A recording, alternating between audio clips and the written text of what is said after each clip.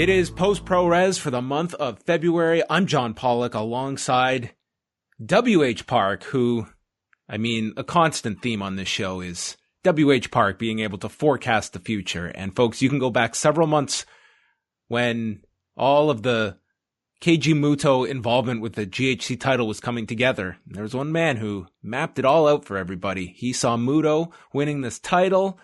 Kiyomiya's going to get the big win. We're halfway there. WH Park, you mapped this thing out, and I think you're going to be proven right at the end. I think so. The secret is, John, is you have to understand the head booker of Pro Wrestling Noah, who is Nosowa Rangai. All you have to understand about this man is that he's a big mark. He's a mark with a pencil, but he's still a mark, and he's a big mark for one Keiji Mutoh. So it was it's kind of, inevitability that Keiji Mutoh was going to get the belt from the mark who has the pencil for the company he now works for. Well, we're going to do a deep dive into this destination show, but I will point out that, sorry, I'm getting just choked up at the thought of this historic title run that is to come, that we are on the 9-year anniversary, WH, of Kazuchika Okada's very first IWGP title win. Could this changing of the guard in Noah prove the same fortunes for Noah for the decade ahead?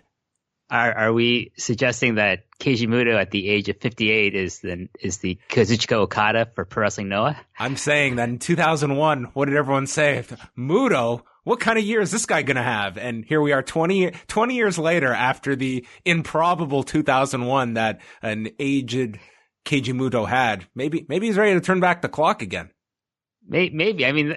I am on record as saying, John, that's one of my favorite years of any professional wrestler's career. Like his renaissance in 2001, fucking amazing. But in 2021, at the age of 58, maybe not so much. Though I will say he took a hellacious bump from the second rope at the hands of Go Shiozaki.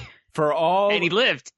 For as frightening as the Michinoku driver that Hiroshi Tanahashi took a few weeks ago in Nagoya, this was 10 times scarier.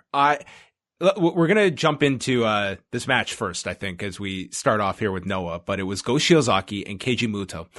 And in the middle of this match, I did not have expectations, WH, that this one was going to see the 20-minute mark. So, if anyone has really solidified their candidacy for best worker in the world, it's Go Shiozaki going in saying, I'm going to get a great match out of Keiji Mutoh in 2021, and we're going to go 29 and a half minutes. But late in this match, he has got Mutoh lifted up on the turnbuckle, and then Shiozaki slips, and Mutoh just comes crashing down head first.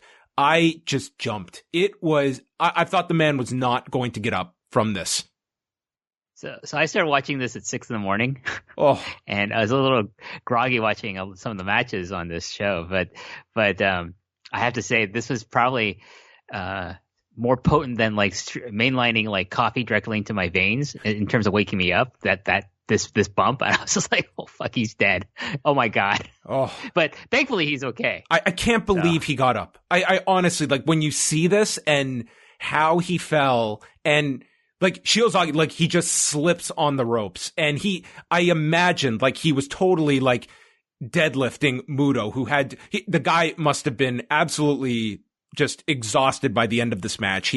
One of the biggest spots of the match was Mutoh hitting an Emerald Flosion, and it did take 2 tries. So I know this match, listen, I thought it greatly exceeded my expectation levels. I think overall this was a pretty great match. But there were definitely some scary spots in this match. No, I gave it 4 stars. I thought totally justifiable. Well. It had by the end, they had grabbed you, I think, by the final couple of minutes. It was quite impressive what they were able to build this match to by the end. There's a lot of things you can say about Keiji Mutoh in the last 2 years. He doesn't really try that hard in a lot of his matches. And I don't blame him, but he tried hard in this match. And I thought he worked a really great strategy of working over both Go's shoulders and arms, because that's his weak point, and that's kind of the story everyone goes into these Go Shiozaki matches with, is like to attack those weak points that are, all taped up and held together with bandages and stuff. But he also like did a lot of work on the legs, which is like a signature of Keiji Mutoh. And I thought that was really smart. And to this, it works towards Muto's overall character of being like this, really wrestling genius, and that's really smart. And it plays up to like him being 58. He can't do a lot of the other stuff he used to do, but he can do a lot of really good limb work. When it was called upon for him to do a main event at Budokan Hall, I mean, the guy did everything capable in his very damaged 58-year-old body. I mean, I was really impressed with the match and what they pulled out. I know one of your highlights had to be Muto taking those chops and the camera's right in his face as he just yells, "Oh, fuck." Have you ever seen the Keiji Mutoh versus Dr. FC Williams match in All Japan, John? I have. Where they just flip each other the finger and yell "fuck you" to each other for like 10 minutes. That's an amazing match.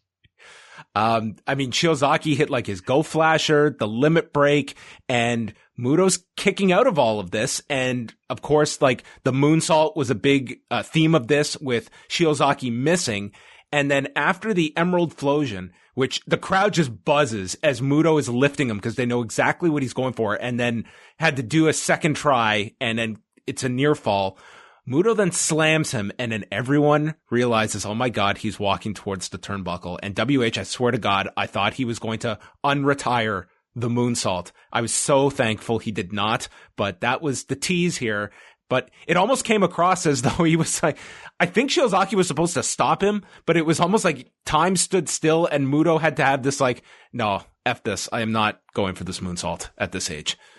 I thought it was both smart, but also hilarious. Like he stops himself from doing the moonsault because he knows his knees are knackered, his hips are knackered. He can't do this move anymore. So bless his heart, he was smart enough to like, Shiozaki's not going to stop me. I better stop myself. Yes, and that was before the slip on the turnbuckle.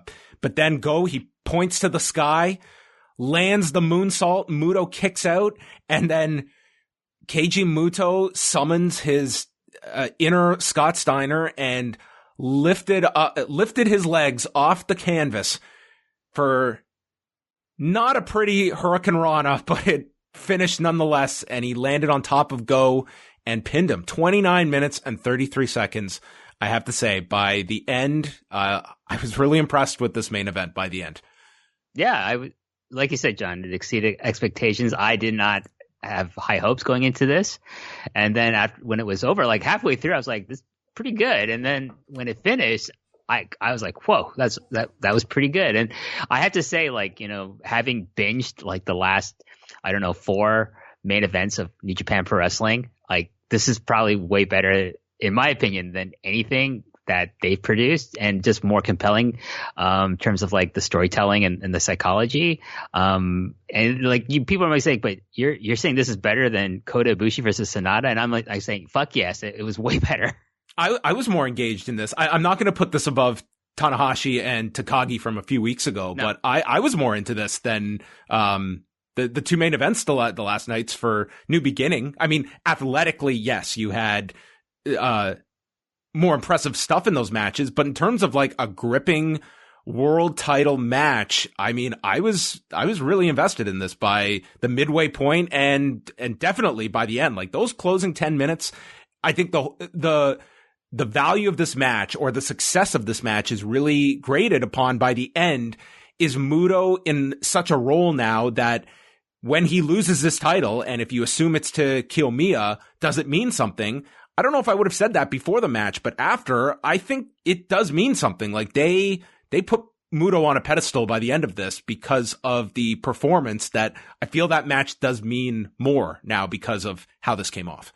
Oh, definitely. I think the other thing about this particular match, the Shiozaki Muto match, that I like a bit makes it better for me than like Ibushi versus Sonata, is that I know that Ibushi's not losing to Sonata. I know Sonata's probably never going to win the IWGP Heavyweight title. In this match, like I thought it could go either way, to be honest with you. Like, obviously, I predicted that Muto was going to win because, of his relationship with Nosawa. But there's also the possibility that, Go's having this amazing, epic title reign, and maybe he's going to keep it. Maybe he's going to go to the next show and defend it against, Kiyomiya. But that didn't happen. But there was drama. There was actual drama in like the outcome of this match, which I can't say for, Ibushi Sonata. And so that really helped me, my enjoyment and my investment in the story of the match. And I also liked afterwards, like they were very simple things, but I thought they were very effective. You had the contrast of, Muto is offering the hand. Go is just pissed. He won't shake Muto's hand and just storms off. And then you had Kiyomiya, who's in the ring to confront Muto. And of course, he lost to Muto last year. So I think you can go in either direction. You can do the immediate rematch or you go right to Kiyomiya. Look, what kind of title reign do you expect out of Muto? Is this going to be a very short one, as in the next title defense, he could lose it? Or do you think that they hold off on Kiyomiya till at least a couple of months from now? It could go either way. I mean, is he the next challenger? Did they firmly say that Kiyomiya's got the next title shot? They haven't announced anything officially. I mean, I think that's the speculation that the commentators were going with. By the way, like Stuart Fulton and Mark Pickering did a great job. Like I really enjoyed these two. Yes. I listened to this on the Fight broadcast, and just excellent job by these two. I think it helps that, they're so ingrained within the company itself and in Japan. And I think like Mark Pickering especially has like been living in Japan or going over there for a long time. So he's really familiar with like the style of wrestling and the culture, which I think helps a lot. They were so great. I think it just explaining like who a lot of the people were, but it never felt to me like they were trying to like dumb things down. You know what I mean? Like they were explaining all the stories. They were encyclopedias for just explaining all of the characters, the feuds, the alliances. But it was like just so clear. Like they were experts on all of this top to bottom. And I thought it was, it is great that they have this English option. I think that'll be very beneficial for Noah to the point that I would really consider, if I were Noah, within a few weeks or something, like releasing this main event with the English commentary. And I do think you will pick up some people that the English commentary will be a great add-on to a match that will probably have some discussion coming out of it. I think, it really does help New Japan, like with their, Western expansion, to have like, Kevin Kelly and Rocky Romero and Chris Charlton, explain things, do the commentary, but also have a person like Chris to explain the history of the stories and the matches in New Japan. But I think Mark and Stuart are really good about, explaining all this stuff just between the two of them. They don't need a third person. Like between the two of them, they knew all the stories about like Misawa and the history of the Budokan for Noah, and the Shiozaki's relationship with Kobashi and everything like that. That's invaluable. And I think for new fans who want to try something new, like in terms of Japanese wrestling, who have access to Wrestle Universe or Fight TV, or maybe like you're saying, maybe they release this on YouTube for free, which would be a great idea. Like, oh my God, I can listen to the commentary and understand the story behind this match. Awesome. I used to always be the one that would say that I never felt like English commentary was like a necessity. I always believed like if you sample the product, I think you'll get into the stories and such. I think today, when there's so much product out there, it's a lot for a new fan to try and jump into something that they don't follow. And I think not having English commentary, that's enough of a barrier for them that I think it's tough in this day and age to try and be a Japanese product without English commentary if you're trying to appeal to that English speaking audience. So I think now it's almost you need to have this. Yeah, they're also, as far as I know, I think they're also the commentary team for like Tokyo Joshi Pro Wrestling. And so I think that's going to be a boon to that company when they do the expansion that they're obviously looking to do with their product into the West, because a lot of their roster is going to be wrestling in that AEW women's tournament on the Japanese side. So, having like Stuart and Mark, be commentators for that, I think is probably going to get more eyeballs on that product as well.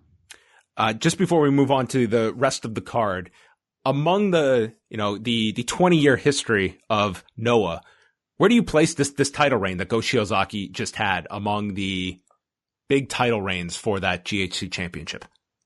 I'm Is this gonna near the top for you? I'm gonna place it right after Kobashi's like epic title reign. I think like the last year, Noah showed a lot of growth. I think they reacquired longtime fans, and I think they probably got some new fans, especially in the English speaking community. And I think that had a lot to do with like the quality of Go's title defenses and the story he was telling with his title reign about his injuries, his never say die attitude, and like Noah needs that. Noah has needed someone like Go Shiozaki to be their champion, to kind of shepherd and spearhead the growth of the product, to go back to Budokan. Like it's been nothing but like like roses for Noah this past year. Like the pandemic, all things considered, like they're one of the few companies I think that really thrived in their situation, and I think a lot of it had to do with Shiozaki. It's like there's Kobashi, then there's Shiozaki, and then I'm going to say I think the last Sugiura run was really great. And then, here's the thing is there's not that many great epic title reigns in Noah's history for the GHC title, because, like when Masao was a champion, like, of course his title reign is up there in Akiyama, but, Masao never really trusted too many of the younger guys when he was still alive and still the booker. So, and then Noah's business kind of fell down after he died. So it's really hard to gauge this title having that many great title reigns in its history. But like Shiozaki's, I think, is number 2 after Kobashi's. Second from the top was Kano defending the GHC national title against Masakatsu Funaki, 51 years old. This guy looked in tremendous condition for 51. And I really got into this match. Like early on, Funaki was working in his guard and then would mount him and then would just frustrate Kano by just slapping him repeatedly and then burst to an armbar transition immediately. And we had Kano selling his knees throughout, and then just comes back with these gigantic kicks, and he mounts this comeback against Funaki, and all of a sudden hits a dragon suplex and pins Funaki. It was a jarring finish. It totally came out of nowhere. 10 minutes and 10 seconds it went. But I'm not going to say jarring finish in the sense that it was a letdown for me. I enjoyed the fact that it was kind of a finish that came at a unsuspecting point in the match, but I thought that this was really fun for the 10 minutes it lasted. Oh, I love this match. I gave it 4 stars. Like Funaki just grinding Kano, especially like he's in the mount, he's like inside his guard and just like you're saying, just slapping the shit out of him. I mean, I'm not a big fan of Kano, so that was kind of fun for me to watch. But I give credit to Kano, like he really stepped up, and I thought he acquitted himself. Like he seems like that's the story of this national title run. It's like him going up against like guys like Funaki and Murakami and Sakuraba, and like that thing seems to be like they're trying to like situate him as like how Sakuraba was the Gracie hunter. Like maybe Kano is like the pride hunter or the shoot style hunter, the rings hunter, or the UWFI hunter or something like that. I thought it was really well done, and just again, like Funaki, one of the smartest people in wrestling, John. Like the way he set the pace and the tone of this match, I think led to that really not abrupt but like really sudden finish that just after I thought he pinned him.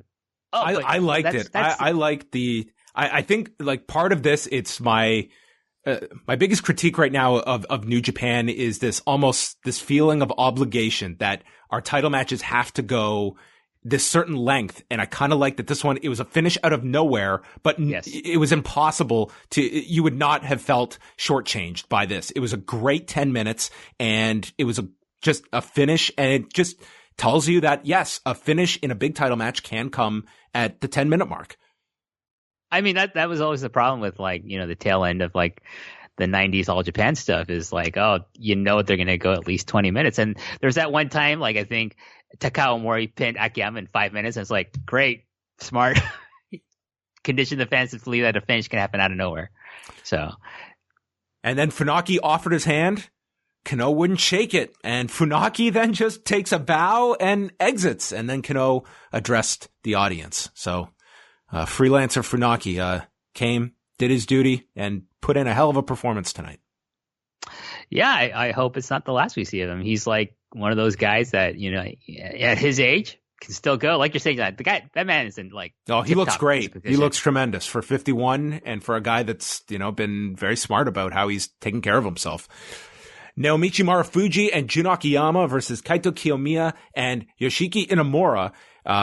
Kiyomiya is 24, Inamura's 28, and this match was all about kind of the focus was, yes, Kiyomiya, but to a degree, Inamura as well, who, I mean, you can describe it. This is a guy who just has a ton of fire and is like this 280 pound, he's like built like a safe that you would put your valuables in. He's built like this big slab of like yakiniku beef that you would like go to the barbecue, but it's like you can't cook it because it's so big. I love this guy, John. Like I liked him better when he had the mohawk. I'm not really a fan of like this kind of basic look he has with like just the shaved head and like the black singlet. I figure he's probably gonna, you know, get some more color into his gear and his hair like later on. But the team of Akiyama and Marufuji, fantastic. I again, like this whole show, like at least the parts that I saw, I feel like it was veteran guys just like listen, you don't need all this flashy shit and all these flips or whatever and just hitting each other super hard. You can tell a great match. You can have a great match, tell a great story just by wrestling, just by doing mat wrestling. That's what Akiyama and Marufuji did. They were grounding Kiyomiya with like working on his arm, and I just thought, this is fucking great. I love this stuff. And then Kiyomiya and Inamura, just like the story is like this generational battle, right? And it became like a war at probably like, you know, at the 10-minute mark.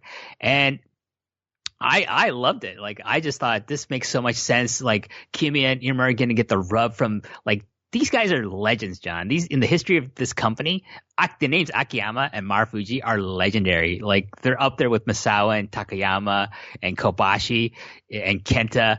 And so like for these guys to like have this great match with these two, it was my favorite match of the four that I saw, and just get the win. And Inamura, like in 3 years' time, John, this guy's, if he's not close to being the GHC heavyweight champion or being the champion, like he's going to be a major force on this roster. He was to me, like, yes, Kiyomiya is obviously like the big focal point and he seems to be the guy this year that is, you know, priority number one. But to me, coming out of this match, I was most impressed with Inamura, who just showed all of this fire. And what I liked about this show was, yes, there was a utilization of a lot of legends, but it was so clear like what their role is. And it wasn't just, you know, the younger guys that are in awe of who they're in the ring with. Like, no, these were the guys that this is our generation, and you were left with them as the dominant impression after these matches as well.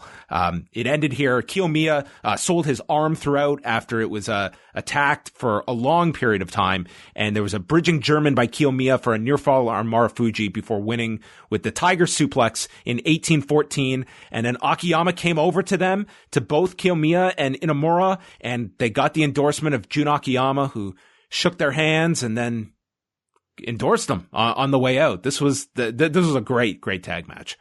It's a theme throughout the top end of the show, John. The handshake. What does it mean? That's right. Some accepted it, some turned it down. So there you have it. Noah's. Maybe they're just being careful in the COVID era. That could be it too. That's very true. There was no virtual. Maybe Kano is really a babyface in 2021, refusing the handshake. He's like Tanahashi that way. It's like you're Funaki. You're over 50. You're in a difficult age group. We should not be contracting. Daisuke Harada and Saiki Yoshioka for the GHC Junior Heavyweight title. They went 11 minutes here, and this turned into a very solid match. Yoshioka was lighting him up with these kicks and then hit this beautiful moonsault off the top to the floor. This was unbelievable height that he got on this. They cut to Tenryu after watching this moonsault. I'm going to mention Tenryu, but I don't know what he was thinking watching this moonsault. Not something he's going to be envisioning at the age of 71.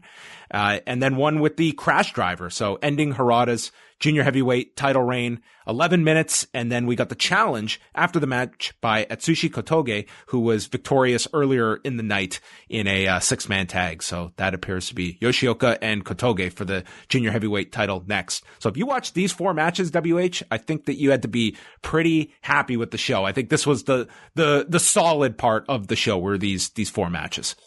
Yeah. I mean, I came away, at the end of in the main event, I thought that was a great show. Like, I mean, I woke up early. I don't usually wake up early to watch wrestling, John, but I woke up early for this, mainly because I didn't want to get the main event spoiled for me. I wanted to go into that without knowing, and I was able to do that. So I was really happy about that. But at the same time, it was like, at the end of that, I was like, that the junior title match, I liked it. I thought it was good.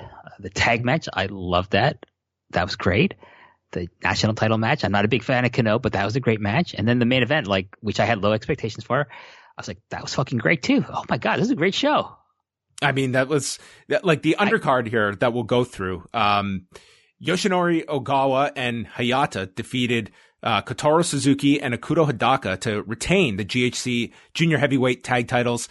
It went 13 minutes and 6 seconds. Ogawa used the head scissors into a cradle and pinned Suzuki. They were largely the story here was how Suzuki was kicked out of Stinger and was the former partner with Ogawa and Hayata, but came up short here. So really didn't get his revenge. This really didn't get to the next gear. I would say this was a little underwhelming, given who was involved here. If you had any kind of expectation level for it, fine, but not anything to go out of your way to see.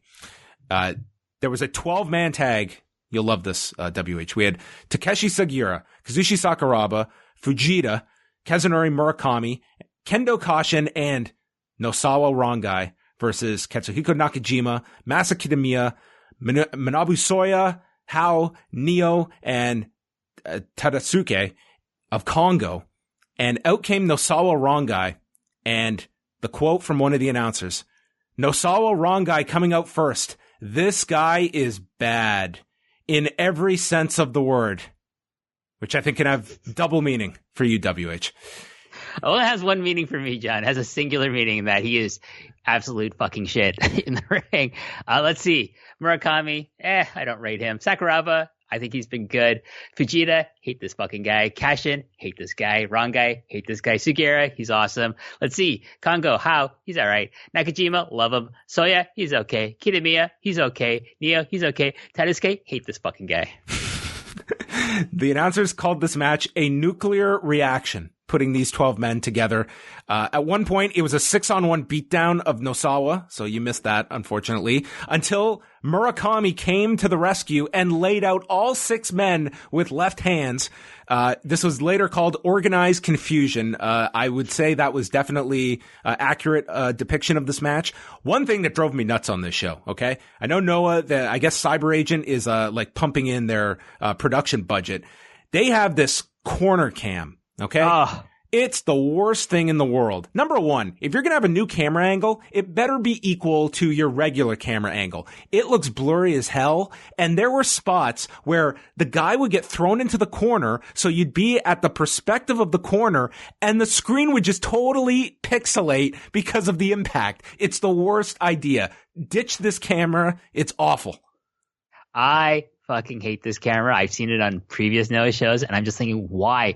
Why are you having a camera? First of all, like it's never a stable image because it's getting jarred because people are, running into the base of it for fuck's sakes. And then I don't even like the angle. It's not even a good angle. Like forget like the blurry picture or the getting jarred all the time. It's like it's just a bad angle. Like fucking do another hard cam angle or something. I don't fucking know, but like this is shit. Cyber Agent, if you're listening, and I know you are because you booked the fucking main event the way I thought it was going to go.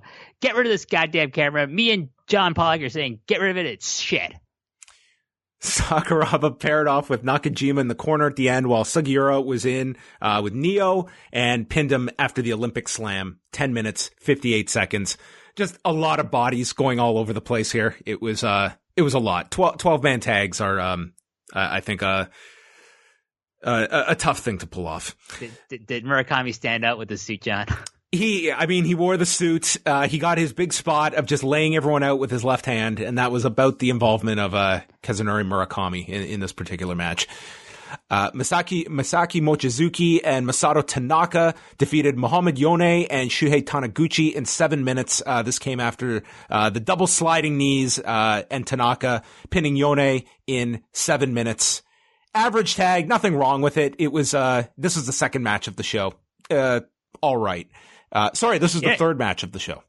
You know what? They should call the M's Alliance team the Fountain of Youth, because Mochizuki can still go, and my God, Masato Tanaka, after the career this man's had, look out, he looked pretty fucking good in this match, right? Like physically. Tanaka always looks fine. I mean, he's definitely you can see I think it's starting to wear on him. You can see, but I mean, the guy is still.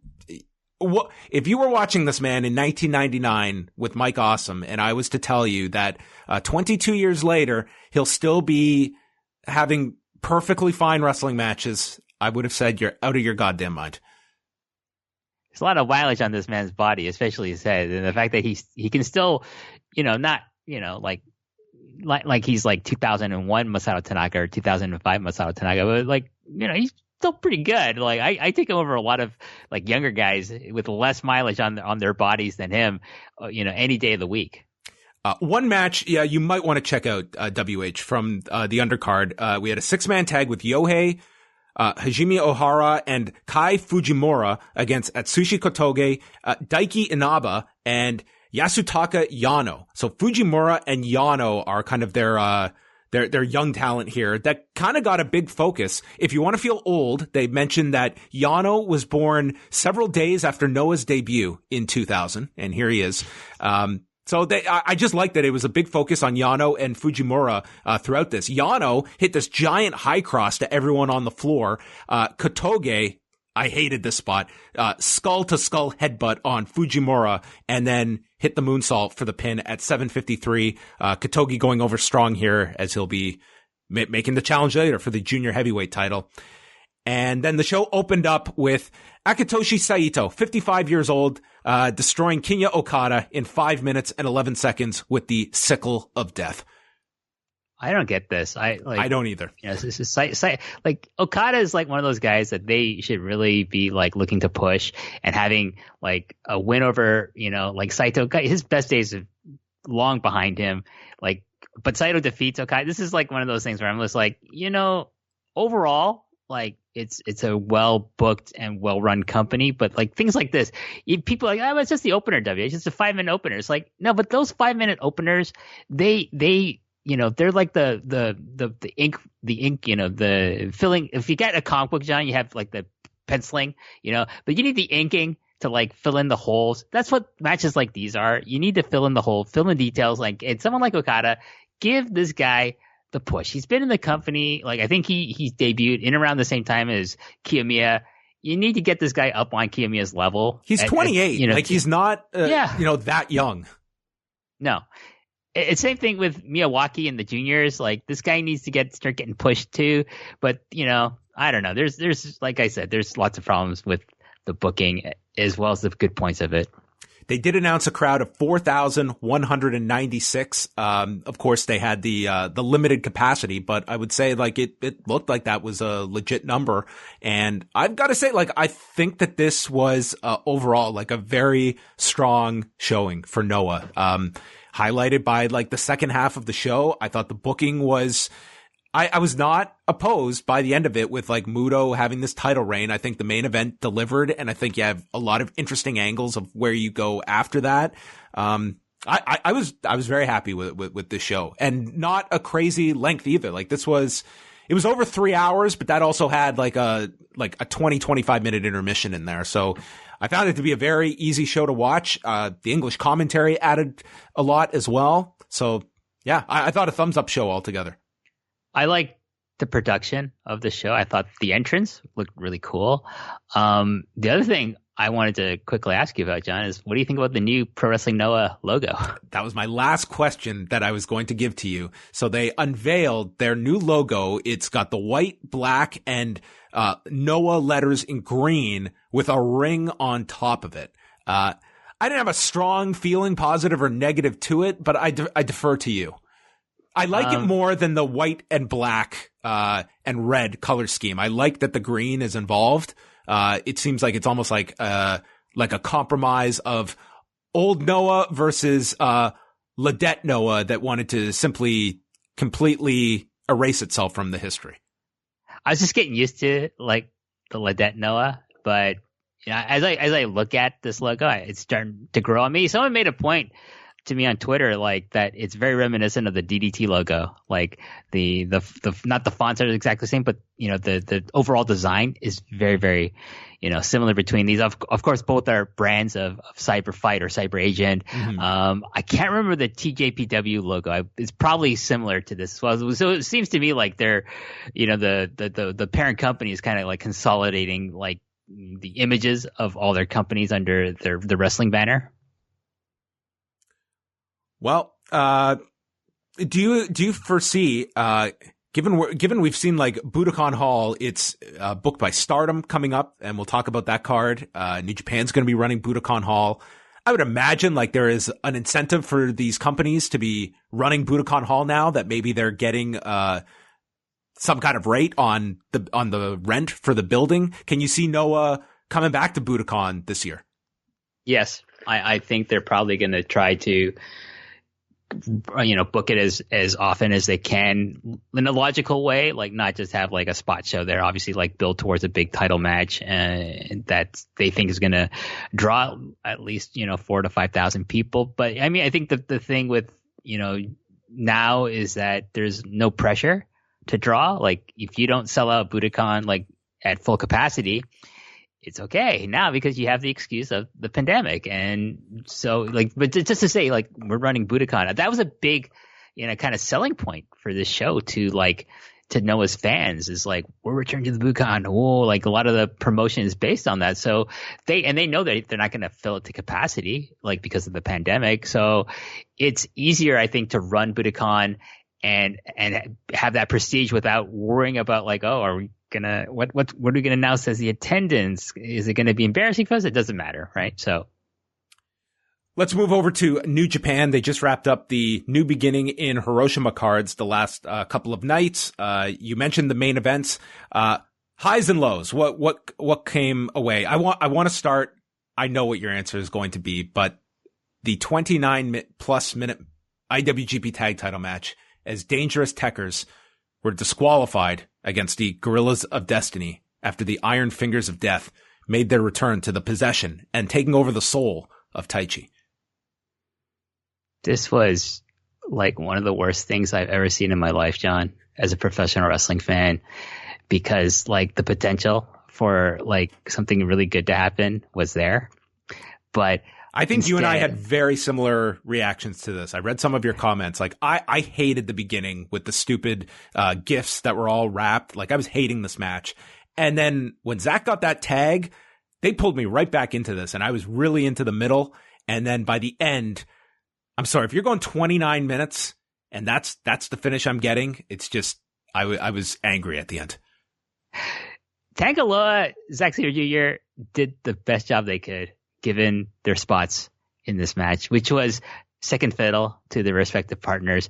On one hand, in the GOD corner, you have Tama fucking Tonga giggling and laughing like a fucking idiot for like the first 15 minutes of this fucking match, while Taichi is looking for this fucking stupid fucking oven mitt. That's what it is, John. It's a fucking oven mitt painted silver, and they pretend that it's like the fucking hammer of Thor. It's not. It's not the fucking Infinity Gauntlet. It's a fucking oven mitt. But they base this whole match around this instead of like, isn't this match for the IWGP Tag Team titles? Isn't that more important to you? But no, Taichi is more concerned about finding his stupid gimmick glove that he got as a gift from fucking Iizuka, who was a comedy wrestler by the time he retired. Like Iizuka, like let's be honest. Like I know people say Iizuka was great. No, he wasn't. He was shit. He was a shit wrestler who had a worse gimmick almost than fucking Zombie Undertaker, which is saying a lot because Zombie Undertaker was fucking shit. Okay. He also like he did the gimmick because he was like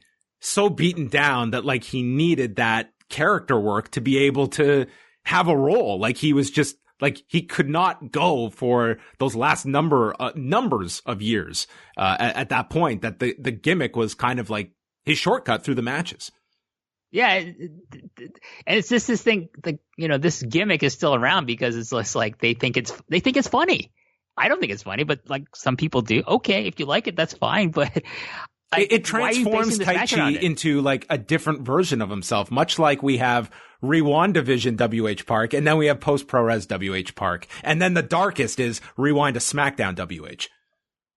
Well, we don't see that version too often. No. If you do, like, but there's also like, that's Keisha Liger. If you ever get me to watch, AEW Dynamite on a regular basis, you might see a different version there too. But yeah, I just thought this was a complete waste of time, and I was angry. Like, two things that are important to me, John. One is money, but you can always get money back. The other is time, which is more important to me because you can never get time back. And I just felt this fucking match just wasted a portion of my life, which I will never get back. That was my biggest negative, that it went 29 minutes. I would have been much less harsh on this if they had wrapped this up in 14 minutes, because for me, I think it definitely affected my enjoyment of the main event, which I don't think it was the best Hiromu show match that these two are possible of having. But when you know your main event is going 35 minutes, that is the focal point of your show. And I'm not booking a 29-minute disqualification right before that, because it took me a long while to get into Hiromu and Show, and I think it was just totally unnecessary that your match second from the top, I think it dragged down the main event as a consequence. Yeah, and I have to say, like, I found it very difficult to get into this match as well, because I'm watching the beginning of this match, and to me, I thought they seem to have like thought to themselves that we're not going to be junior heavyweights right now. We're going to pretend we're Masao and Kawada. We're going to have an All Japan style heavyweight title match, and it didn't work for me. It's like, no, you guys should be emphasizing your speed, your agility, and like your technical prowess as well. But they just, spent most of the match hitting each other, and I was just. And normally I'm into that kind of stuff, but John, I don't know, for whatever reason, I just wasn't into it for these two guys. And maybe it was that tag match before. I think that played a part into it as well. But I just thought the tone of this match between Hiromu and Sho was just really weird and off for me, and I couldn't get into it. And it was 35 minutes. Like, that to me, that's a big ask of your audience. And I don't think it should just be the norm that, well, we're headlining a show and it's got to be a 30 plus main event. It's just, to me, that should be reserved. Like, if you're going to be going that time, I'm going to be grading this against, like, it's got to be match of the year quality. Like, once you're going 35 minutes, and it, to me, this match would have been greatly benefited by a totally different booking of the tag match, but also going less. Like, this would have been a much stronger 22 than 35-minute match, in my opinion. Well, I think it's an overall trend you've seen in the last, 6 to 12 months in New Japan Pro Wrestling. I have a theory. My theory is that, they've always been interested in that Western expansion, especially, with the acquisition by Bushiroad. But I think Bushiroad, as a parent company, they want to make money with New Japan Pro Wrestling, and they have been making money, but they want to make more money. And I think, part of their like efforts with New Japan USA is to like look at WWE and these television rights deals that, that's usually dominates the talk when you talk about the WWE. But now also with AEW, like, they must look at AEW, like, within a year, they got this like really nice deal, TV rights deal with TNT, right? So they're like thinking, wait, but we're the most critically lauded like product in wrestling in the whole world. Maybe we could get some of this money. So that's why I think there's this push to make their product more American, right? With the way things are booked and having like some of these characters that have come through in the last couple of years, but also like having these long matches. They think, okay, that's what people love about our company, are these long matches, because like they get all these like, 5-star ratings or whatever from people because they're long. And I think they're completely missing the point. It's not because they're long, it's because they're good, not because they're long, but because like they're well told and they use their time wisely. I don't find anything New Japan has done outside of maybe 5. Let's say out of 30 matches, John, like maybe there's 5 that I thought that went over 25 minutes that were really good and excellent. And I love them, but most of them are like, why is this so long? Because nothing happens in these matches, and they go long for the sake of being long. And that's my theory, is that they think this will help them get one of these television rights deals, that they are probably like rubbing their hands. Oh my God, if we could just get a fraction of even what AEW got from TNT, like, we'll be happy. Any thoughts on the second night? Kota Ibushi over Sonata. That was the major match on the show. And afterwards, Naito challenging Ibushi for the Intercontinental title only. So the Sonata Ibushi match was fine. I didn't think it was great. I would go gentleman's 3, maybe 3.5 on that thing. It was fine athletically, like those two, like, great. But I find Sonata to be a hard watch now. Like, and I used to be so high on this dude. Like, the first 2 years of his return to New Japan, very, very high on this guy, and I thought he should get a big push.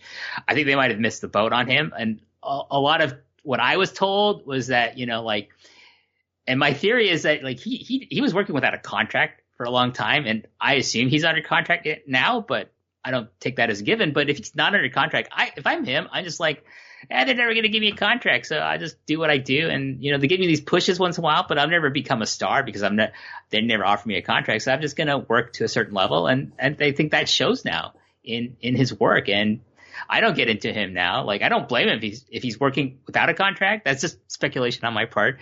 Then, yeah, fuck it. Just go.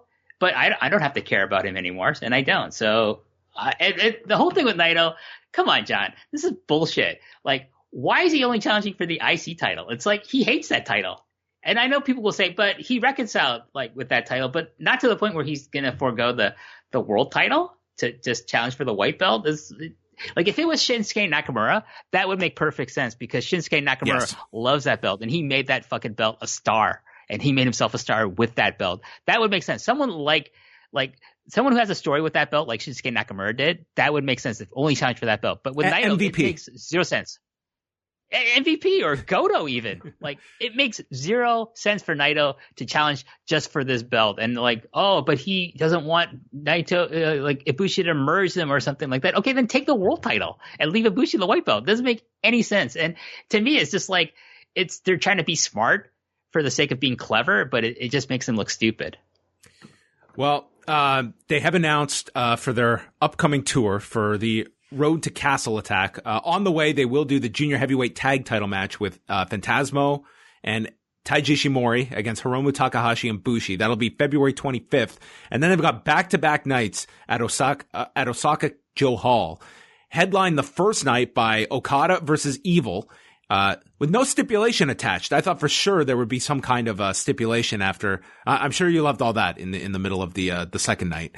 And then Jay White and Ishii as well, topping the first night.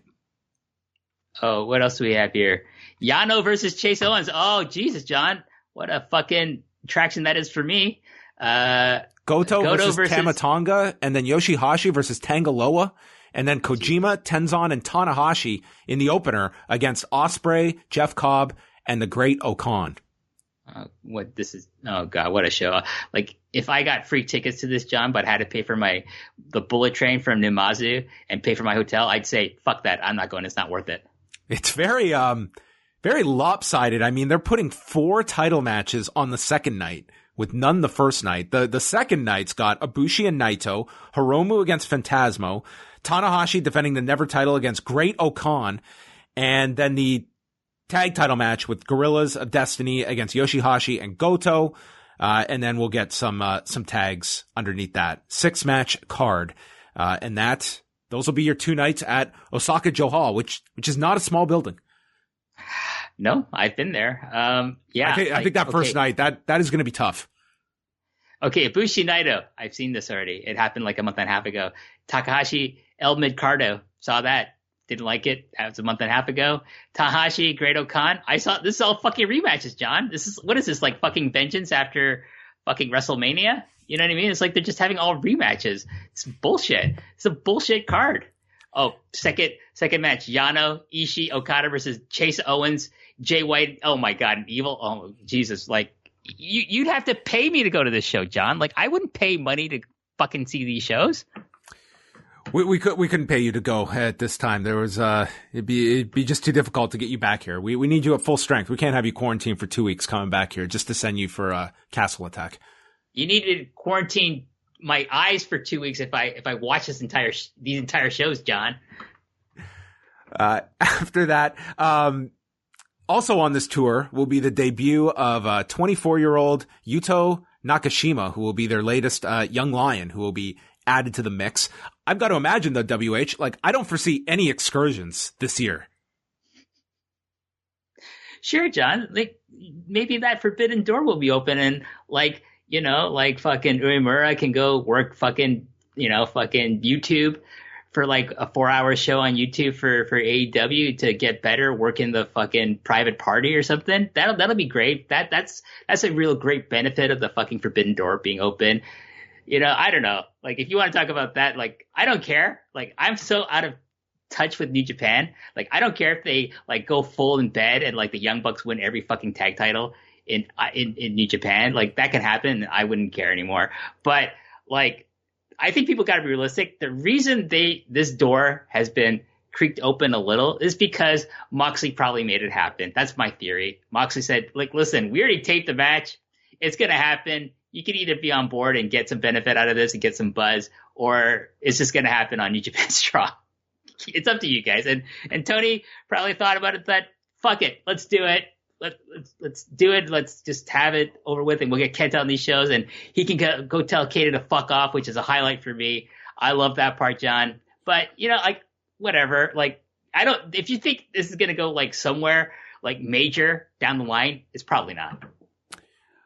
Yeah, I mean, it's kind of like all their hands are tied anyway. It's not like they can do much now. I think beyond, I think they hope that this is viewed as some benefit to both sides that they can revisit later. But I mean, in the interim, like, there's like when you're talking about, man, are we able to pull off the Olympics in Tokyo? It's like, I don't think we're at a stage where it's working out U.S. talent coming over and back and forth and such. So I think that we're a long ways from even this being something that can actually be something of substance beyond just the fact that you have Kenta, who lives over there, that can do the shows. So I think it's something. Will it become something more is up for debate.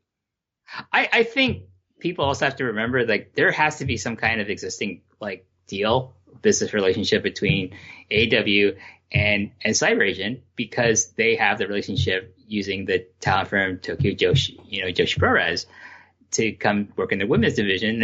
And like Kenny worked at DDT show. So I have to imagine, like, you know, like, to me, I think it would make way more sense for like them to start focusing on these DDT talents that are like really excellent wrestlers, come over and work their shows and build, you know, like, kind of awareness for these guys. And I think, you know, like, DDT, if they were smart, they would try to push that a bit more. But like, there might be an existing relationship beyond the Joshi side of it. But like, you know, Bushiroad's not going to want to get into bed with someone who has a relationship with a rival, which is like, you know, Bushiroad's rival in the wrestling market in Japan is Cyber Agent with Noah, DDT, and, you know, Tokyo Joshi Press, because that's, you know, going up against Stardom, which they own, as, you know, that Bushiroad owns. They have put I haven't checked, but they were supposed to put that Falls Count Anywhere match up on New Japan World. And we also had, it was impossible if you watch the New Beginning shows not to be reminded ample times about New Japan's launch on the Roku channel this past Thursday. Yeah, and that's exciting, John. Like, I have a Roku stick for that I never use, and I'm probably not going to use it for this because, you know what? I already have access to New Japan World. Yeah, this was one where, I mean, when they announced that an announcement was coming, I don't know how many people pegged the Roku channel, but I think this is going to be like, I don't really put any kind of stock into this. It's great. I think the idea of just being on a platform and suddenly, well, there's so many people that can now sample your show. It's like, I saw when Lucha Underground got put on Netflix. And that was the thinking was, well, there's people that are just going to casually find Lucha Underground. It's like, I never heard one person that found Lucha Underground on Netflix. I think like you have to be looking for the product that you are going to be watching. So if this opens the door, if 6 months from now there's a great response and this leads to a more sizable television deal, great. That's something to celebrate. But this to me is, I don't think this means a whole lot. No, I mean, if they got on ESPN and they got like, over 5 years, they got like $3 million or something like that. Awesome. But they're on Roku. Who knows what kind of money exchanged hands. It's a wet fart, John. That's exactly, that's how I would put it. This announcement with the Roku stick channel, where the fuck it is, it's a wet fart. Stardom. They're going to Budokan Hall for their anniversary card on March the 3rd, and they've got the lineup. We've got Utami Hayashishita defending the World of Stardom title against Saya Kamatani. A loser gets their haircut match between Julia and Tam Nakano. Mayu Iwatani versus Yoshiko. Momo Watanabe versus Nane Takahashi. Azumi versus Natsupoi for the High Speed Championship. And then there will be an all-star rumble.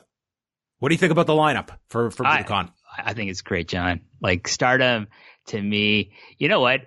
Joshi in general is so much better booked than the men's company in Japan. And like they ran these angles and seedling with like, I think it was like Momo Watanabe and Saya Ida coming to invade. And they had a match against like Nanae Takahashi. And I think it was Arisa Nakajima that I have it. I'm going to send you the link for that, but I have that show and I can't wait to watch it when I have some time this weekend. But like, to me, I'm excited about Stardom. I think this Mayu Iwatani Yoshiko match is going to probably be really good. I don't know if you saw it, John, but they had this 15-minute time limit draw match between Mayu Iwatani and Tam Nakano that was fucking great. Cause I have not seen it. The story between these two. Okay. So like I come out of this match thinking, okay, Mayu Iwatani is Misawa in All Japan. She's the ace of this company. So what's Tam? And I'm watching this match and I'm thinking about the history between her and Mayu, like in the last 2 years. And I'm thinking, oh my God, Tam Nakano is fucking Toshiaki Kawada.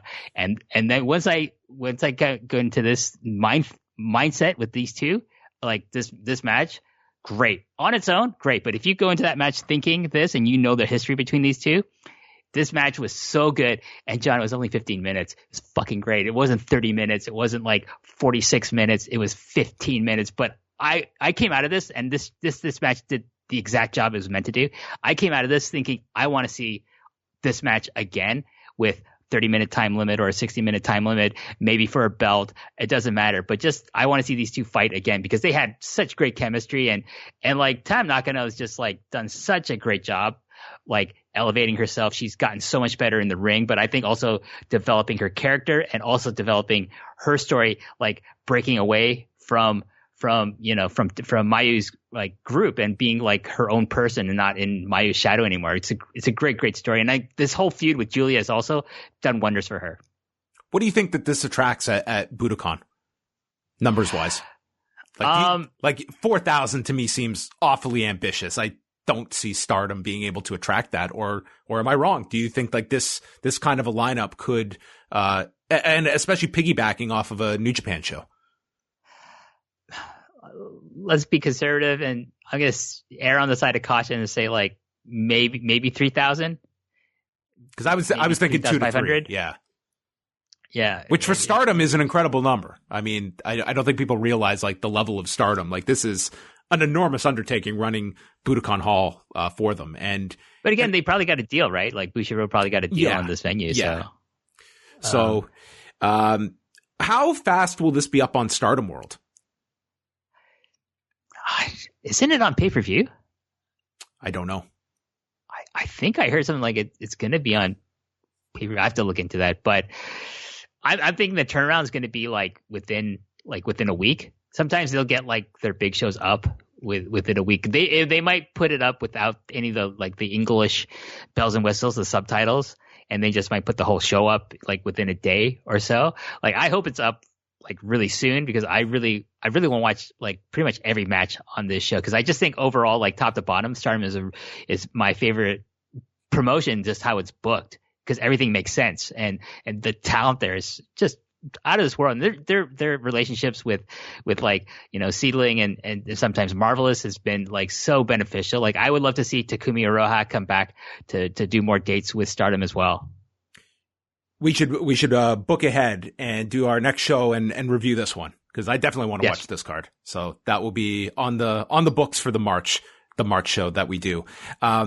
We skipped over this with New Japan, but last month we had talked about watching a series of the same multi-man tag that was going to be redone to death by New Japan. I failed the homework assignment and did not see these matches. You definitely get a pass. You didn't see them all, but you saw enough of them. I saw the three that were at Budokan Hall 3 nights in a row, and I binged these, John.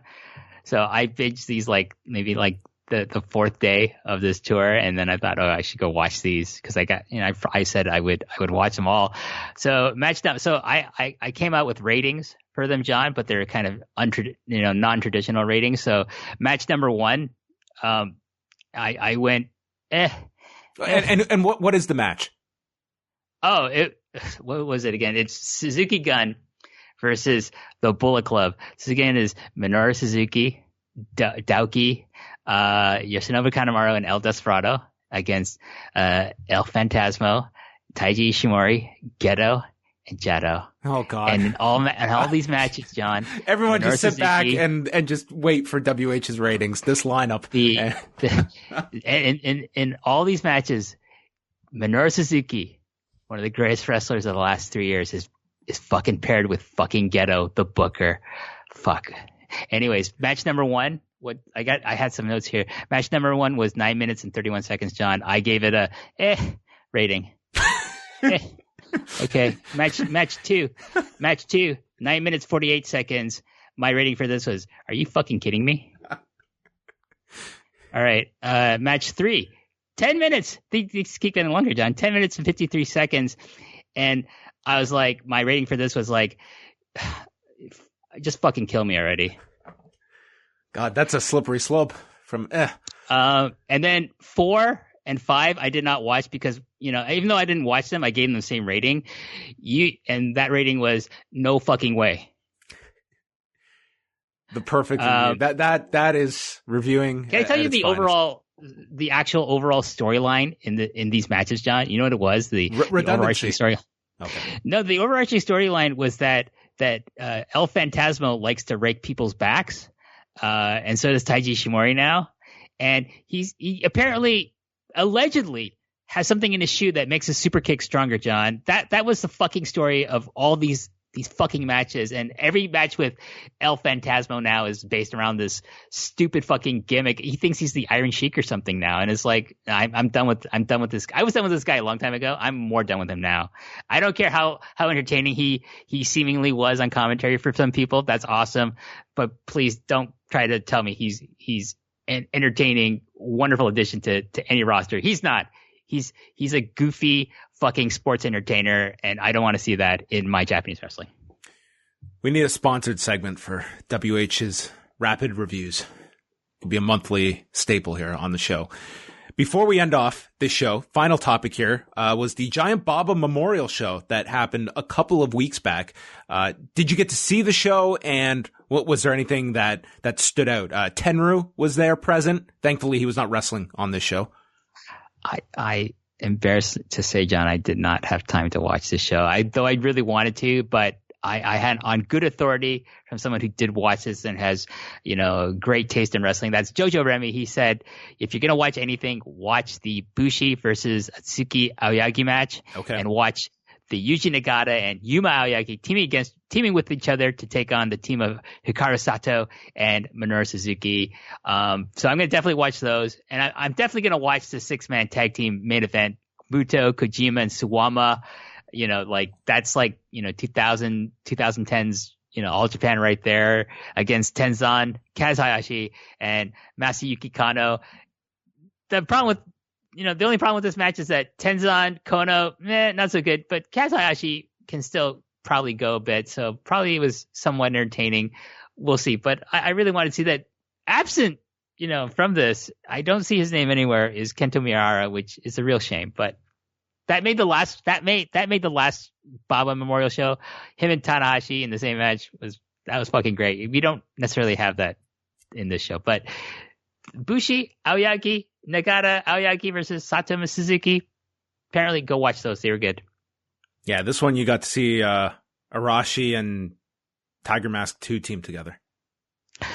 And Tsuyoshi Kikuchi. I love that guy, John. And then Atsushi Onita was on this show. A lot of people like Tenryu, Onita, people actually Baba hated because they left him.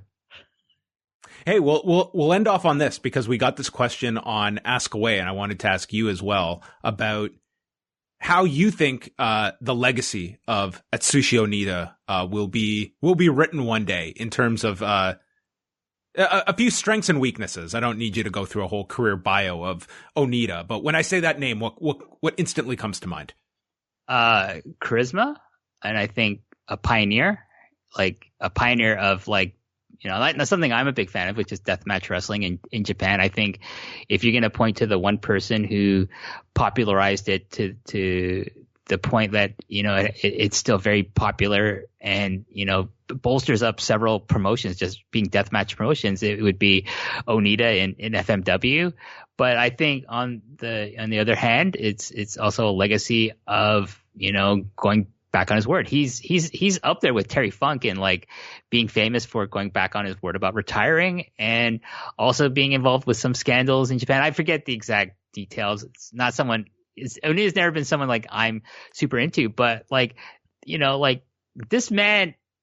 Did the angle with Jose Gonzalez after the Brody death? I mean, that to me was pretty much as low as you can get in pro wrestling angles. Yeah, that you right. I totally forgot about that. Then now you say it, and I'm like, yeah. Onita, exploitation and controversy, and trying to make a buck. These are synonymous with Atsushi Onita, but. His influence is huge.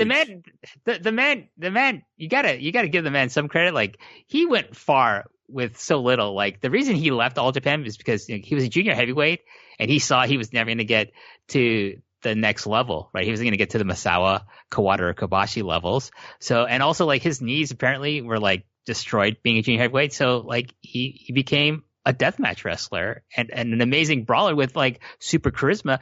And he made like a living off this. Like, he cemented his legacy, like a bona fide, Hall of Famer because of the influence he had and like how much success financially he had as well in like that, I don't know exactly the length of his peak and where he was drawing money, like in Kawasaki Stadium with FMW, but let's just be generous and say maybe it's 5 years, maybe a little bit longer, maybe a little bit shorter, but that's amazing.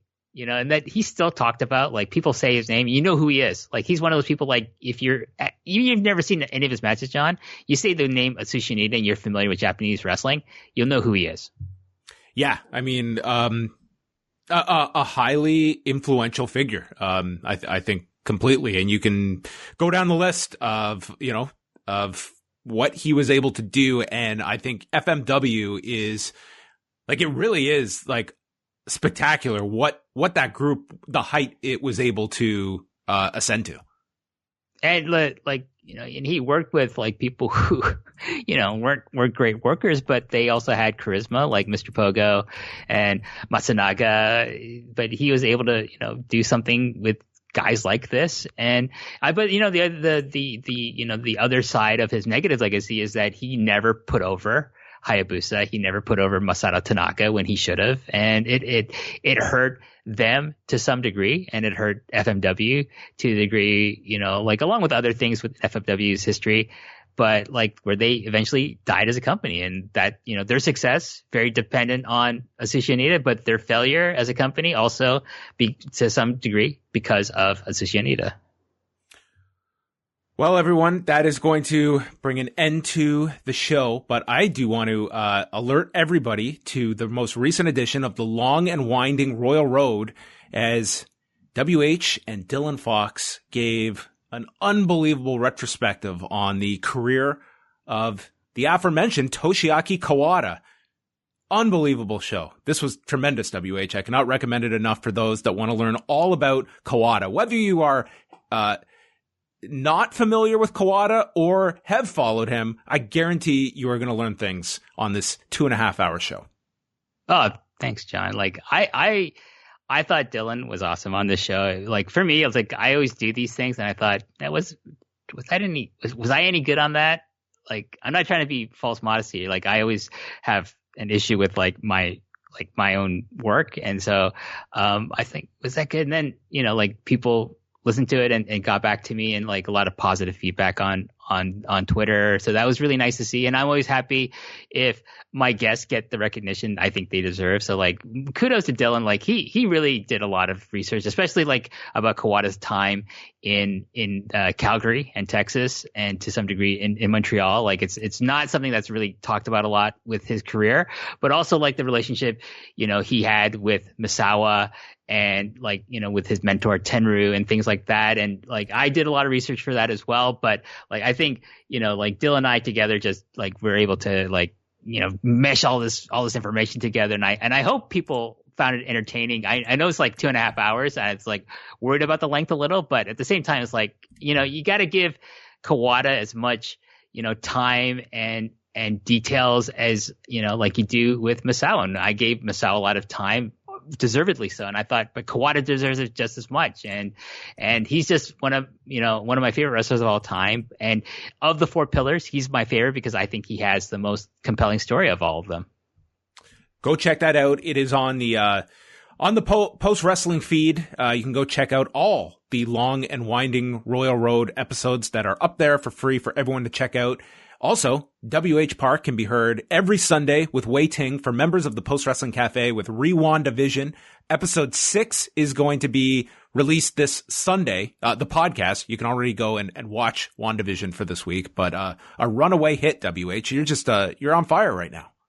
I've been seeing a lot of positive responses to WandaVision, and that really makes me happy. I think this is like my first like long-term project with Wei, so that's really nice to see that it's being received so well. He and I are the Kim's Convenience of post wrestling, John. Did you know that?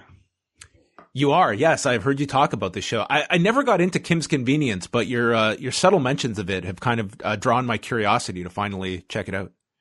I think you would like Kim's Convenience, John. You can see all of it on, either the Netflix gimmick or the CBC Gem gimmick. Like Netflix, there's no commercials for season 1 to 4, but I've been keeping up on the Gem app on my my streaming device.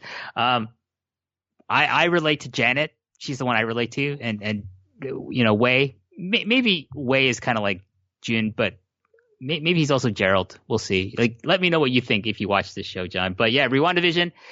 I can't wait to talk to Wei tomorrow. Like this episode was, a little spoiler. It was great. I really got into it. I think we're gonna have a lot to talk about tomorrow night. So give WH a follow. WH Park, the number 9 on Twitter. Anything else you've got going on? Oh, I have an interview with Matt Charlton. That's Shining right. Wizard Designs, great artist, and he's also has a book series, J Crown, talking about the history of the various influential major titles in Japanese professional wrestling.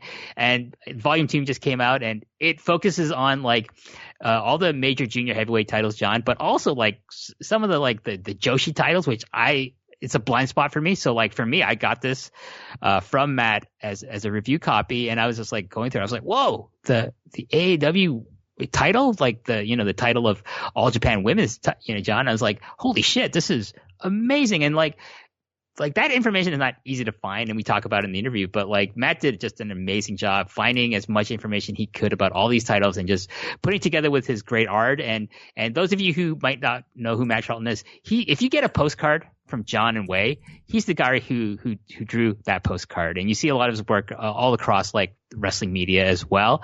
That was fun, and I urge people to check out the interview and check out his book over on like wherever you buy books online these days. And I hope people enjoyed that interview I did with him. As WH said in that picture that Matt Charlton drew, best I've ever looked. Couldn't be more correct. I don't know, John. You look pretty good when I saw you a couple of weeks having coffee outside. Thank you. Well, folks, that is going to wrap up the February edition of Post Pro Res. Thank you for tuning in. Next month, we'll go through Stardom's anniversary show. I'm not going to promise anything else because I assigned myself too much last month and then couldn't. There might be more post Perez next month, John. Ooh, you know? Dangling that tease is one WH Park. So maybe we'll see. Keep your ears open for anything to drop from the sky from postwrestling.com. In the meantime, go check out The Long and Winding Road, Rewind Division, and everything else up at postwrestling.com. Goodbye.